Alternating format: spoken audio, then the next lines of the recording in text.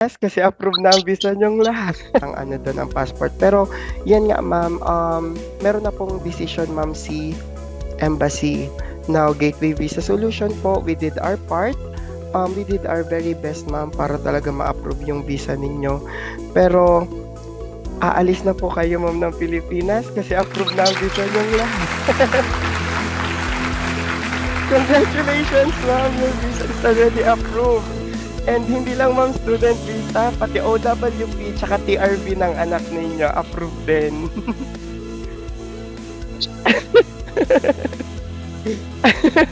Aalis na tayo ma'am.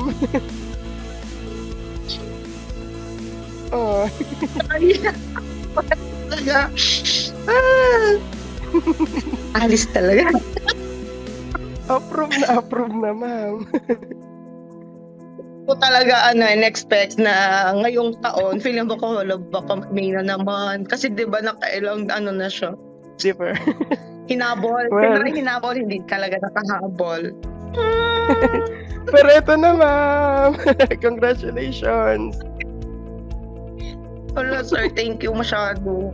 Promise. If you or someone you know wants to migrate to the best places in the world like Canada and Australia, please contact us.